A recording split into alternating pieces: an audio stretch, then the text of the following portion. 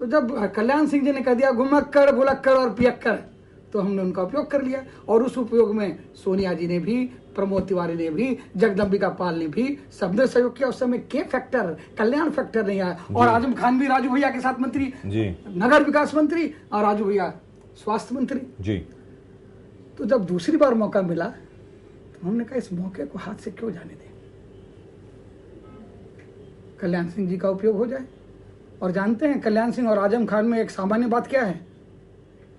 एक टिकट का सवाल है बाबा, एक टिकट का सवाल है बाबा।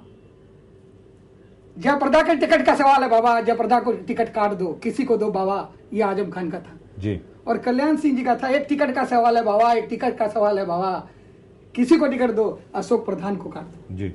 ये दोनों बड़े नेता एक टिकट के सवाल पे, आजम खान जयप्रदा के टिकट के सवाल पे, कल्याण सिंह अशोक प्रधान के टिकट के सवाल पर अपनी पार्टी से अलग हो गए। और दोनों इस चक्कर में थे कि हमें एसपीवी मिल जाए, एसपीवी स्पेशल पर्पज व्हीकल। तो आजम खान को एसपीवी मिली नूर बानो जी, जो हमारे जयप्रदा जी ने उसको बेनूर कर दिया। इतने बड़े नेता थे, अगर वो अपने बूथ पर 2000 वोट से, अपने विधानसभा क्षेत्र में 12000 वोट से हारे, अगर इतना बड़ा फैक्टर थे वो।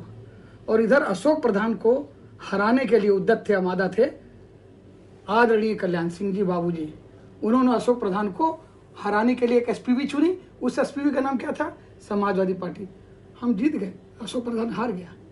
तो पहली बार हमने जब उनका उपयोग किया तो सोनिया जी ने कुछ नहीं कहा, कांग्रेस ने कुछ नहीं कहा, जगदम्बिका पाल प्रमोद तिवारी जी ने कुछ नहीं कहा, आजम खान ने कुछ नहीं कहा। तो मुलायम सिंह जी ने सोचा कि दूसरी बार भी भारतीय जनता पार्टी का सुपड़ा साफ करने के लिए, जिसके बारे में उनके मन में यह बिल्कुल भावना थी कि कमल हो या हाथी, भाई हरदम बहन का साथी, इसको रोकने के लिए, लोहे से लोहे को काटने के लिए उपयोग कर दिया जाए। तो कल्याण सिंह जी हमारा उपयोग करना चाहते थे, हमने उनका उपयोग किया, ठीक उसी तरह से जिस तरह से कांग्रेस ने हमारा उपयोग किया और उपयोग करने के बाद। लेकिन ये बात तो ठीक है, राजनीतिक तौर पर और इक्वेशन के तौर पर ये बात ठीक है, a square plus b square, a plus b whole square is equal to a square plus 2ab plus b square, ठीक है, इक्वेशन बनती है। लेकिन उसकी वजह से जो मुसलमानों में आपकी छवि खराब हुई, वही कल्याण सिंह, उत्तर प्रदेश के मुख्यमंत्री कल्याण सिंह, बाबरी मस्जिद के शहादत वाले कल्याण सिंह, उसको आज मुलायम सिंह यादव और अमर सिंह ने अपने गले लगा लिया।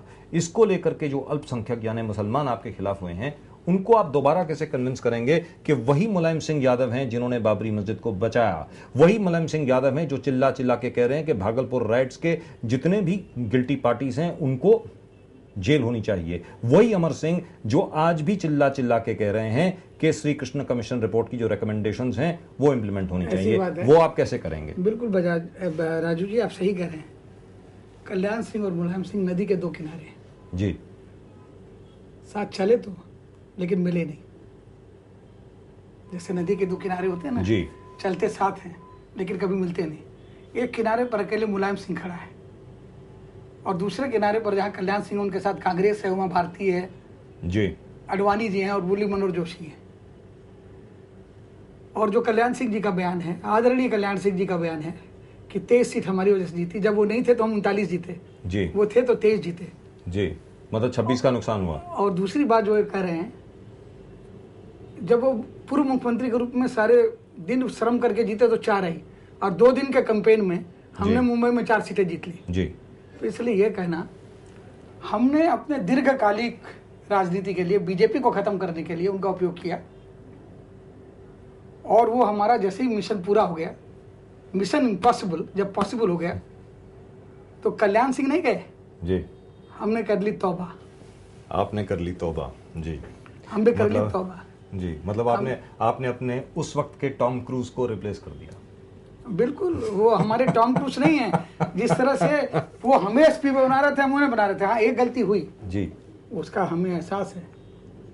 मुलायम सिंह और मुसलमान भाइयों का महबूब और महबूबा का रिश्ता है जी।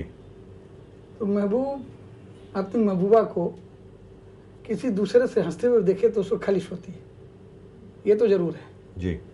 तो इस कम्युनिकेशन में गड़बड़ हुई, हम ये समझा नहीं पाए कि हम एक लॉन्ग टर्म गेम खेल रहे हैं।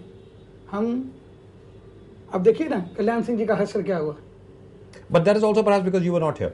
That is also one of the reasons why you were not here to put a spin on that. Isn't that correct? Because the entire thing went through at the time when you were still recovering, when you were not completely recovered. उसकी वजह ये हो सकती है कि you may say that my articulation is better, my communication skills are better. That's right. So on that there is no doubt, and on that there is no doubt at all.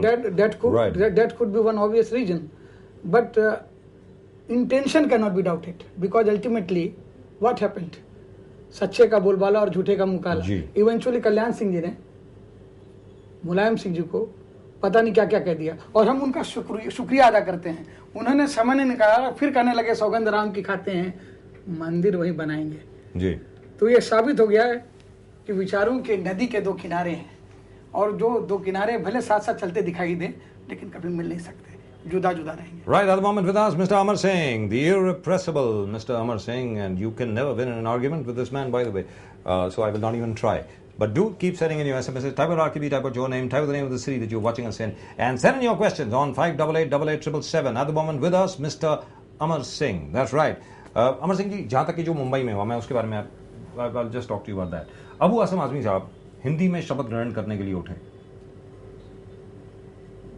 मनसे के लोगों ने, महाराष्ट्र नवनिर्माण सेना के लोगों ने उनको रोकना चाहा, रोका भी, और उसके बाद वो नीचे उतर कर आए, मनसे के लोगों की तरफ गए, और वहां पर मार्शल्स वहां पर नहीं थे, लेट आए. मधुकर राव पिछड़ जी जो ऑनरेबल स्पीकर हैं, उन्होंने शायद लेट बुलाया या क्या हुआ मुझे मालूम नहीं है. अभी तो इंक्वायरी होगी, जो भी होगा वो तो स्पीकर साहब का it is his domain, we can't really do anything about it. ये भी कहा जा रहा है, अब मनसे के लोग ये कहते हैं कि अबू आसिम आज़मी ने जूता दिखाया, ये भी कहा जा रहा है कि उन्होंने धक्का दिया, ये भी कहा जा रहा है कि उन्होंने गाली दी.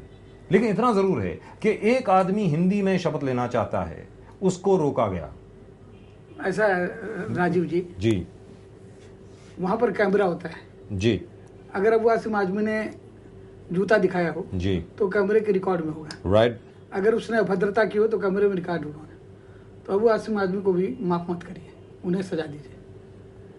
लेकिन उस दिन जो तमाचा लगा वो हिंदी के मुंह पर नहीं लगा, वो हिंदी भाषियों के मुंह पर तमाचा लगा. वो हिंदुस्तान की राष्ट्रभाषा के ऊपर तमाचा लगा है, वो हिंदुस्तान के आत्मसम्मान और आत्मगौरव पर तमाचा लगा है. और जिस तरह से श्री अबू आसिम आज़मी ने अपने को कंडक्ट किया, उन्होंने मार खाया और उस अत्याचार को सहा है. तो ये दुनिया बड़ी अजीब है, जो अंडरडॉग होता है वो बड़ा बन जाता है. ईसा की सूली और गांधी की गोली उन्हें भगवान बना दिए. अबू आसिम जी विवादित व्यक्ति रहे, उनके बारे में तरह तरह की किंवदंतियाँ चलती रही, लेकिन इस एक घटना ने, एक हिंदुस्तानी मुसलमान ने हिंदी में शपथ लेने का प्रयास किया और उसे रोकने का काम मनसा के गुंडों ने किया, मैं तो कहूँगा, जो कि भले अपने को विधायक कहते हो. और मुझे पूरा यकीन है कि विधान परिषद का चुनाव आते आते उनके 4 साल का निलंबन छोटा हो जाएगा, क्योंकि उनके मतों की जरूरत होगी. और मैं कोई आरोप बिना बुनियाद के नहीं करता. राष्ट्रवादी कांग्रेस पार्टी के बड़े नेता, प्रातः स्मरणीय परम आदरणीय शरद राव गोविंद राव पवार जी के भतीजे श्री अजीत पवार जी ने चुनाव से ठीक पहले कहा था, जरूरत पड़ी तो हम राज ठाकरे का समर्थन लेंगे. तो इसका मतलब कि यह राष्ट्रवादी कांग्रेस पार्टी और कांग्रेस की अवैध राजनीतिक संतान का नाम है राज ठाकरे. और यह अवैध राजनीतिक संतान ये इन दोनों शरद पवार और विलासराव देशमुख का नंदन ये अब कर रहा है क्रंदन जी. और ये क्रंदन या नंदन इसलिए कर रहा है कि मराठी वोट बैंक में विभाजन पैदा कर दे, इसलिए कम वोट मिले हैं लेकिन कांग्रेस सत्ता में है जी. और अगर जिस मतों का विभाजन हुआ है मनसा और शिवसेना का, अगर आप मिला दें, उसका सम्मिश्रण कर दें, तो कहीं दूर दूर तक कांग्रेस सत्ता से नहीं होती. लेकिन ये भूल गए, इन्होंने भिंडरावाला को इसलिए पैदा किया. उसने क्या किया, भिंडरावाला ने इंदिरा जी को आत्मसात कर लिया जी. 84 के दंगों में स्वर्ण मंदिर चला गया, और 20 साल बाद एक सिख प्रधानमंत्री के होने तक सरदारों को यातना झेलनी पड़ी, और 20 साल लग गए कांग्रेस को कहने में कि हम शर्मिंदा हैं.